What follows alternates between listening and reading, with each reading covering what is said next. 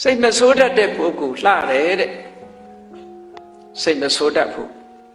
ဒေါသဖြစ်เสียတွေ့ပြီမဲ့လို့ तू ကသိခံခြင်းခွင့်လွတ်ခြင်းအပြုံးမပြတ်နေထိုင်ခြင်းတစ်ဖက်သားကအဲ့ဒါလို့အပြုံးမပြတ်နေပို့ပြီးတော့စိတ်ကတိုးလာတတ်သေးတယ်နော်သူ့ကိုမထီမဲ့မြင်လှုပ်တယ်လို့ထင်ကောင်းထင်သေးတယ်အဲ့ဒါမျိုးဒါကတော့ဘလို့ထင်ပေါ့ဒေါသမဖြစ်အောင်ထိန်းနိုင်ရင်တော့အကောင်းဆုံးပဲအဲ့ဒါလို့သိခံခြင်းအပြုံးမပြတ်ဒေါသမထွက်ဖဲဒီလိုဒေါသကိုချုပ်တီးဆောင်စည်းခြင်းဟာဘဝစတိုင်းမှာရုပ်အစဉ်လှပခြင်းရဲ့အကြောင်းတရားဖြစ်တယ်ဘယ်လိုပဲပြောစိတ်မဆိုးဘူးဥပမာဘာနဲ့တူတော့ဆိုလို့ရှိရင်မြေကြီးဟာဘယ်သူကပဲတူးဆွမြေကြီးကတုံ့ပြန်မှုမလုပ်ဘူးတဲ့ပထဝီသမစိတ်လို့ဆိုတာ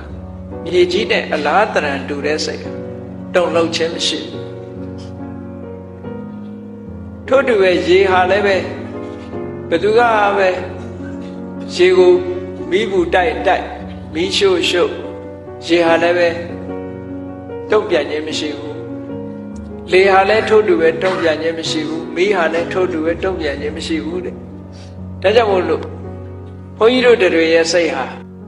မြေကြီးပမာတုံ့ပြန်မှုမရှိအောင်လေ့ကျင့်ယူရမယ်လို့ဒီလိုပြောတာနော်ဘယ်လိုပဲကိုယ့်ကိုလာပြီးတော့ပြောစိတ်မဆိုးအောင်ကျင့်ရမယ်စိတ်မဆိုးအောင်နေရမယ်ဒါဖြင့်စိတ်မဆိုးအောင်နေဖို့အတွက်အတွေးတစ်ခုတော့ရှိရလိမ့်မယ်အတွေးမရှိဘဲနဲ့စိတ်မဆိုးအောင်နေလို့မဖြစ်နိုင်ဘူးပေါ့ဘာနဲ့ခုခံမလဲမေတ္တာနဲ့ခုခံရင်ခုခံသို့မဟုတ်ခန္တီဆိုတဲ့တရားနဲ့ခုခံရင်ခုခံခန္တီဆိုတာကိုဘုန်းကြီးတို့တွေတလွဲနားလည်နေကြတာရှိသေးတယ်နော်ပြန်မပြောဘူးငုံခမ်းနေတဲ့ကိုခန္တီလို့ဒီလိုထင်တယ်မဟုတ်ဘူးခန္တီရဲ့သဘောက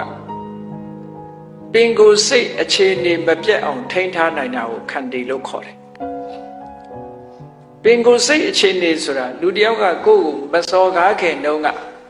ကြည်လင်ပြီးတော့ငြိမ်းချမ်းနေတဲ့စိတ်ကလေးလားစော်ကားတဲ့အချိန်မှာအဲ့ဒီစိတ်ကလေးမပြောက်အောင်ထိန်းတာကိုခန္တီလို့ပြောတာ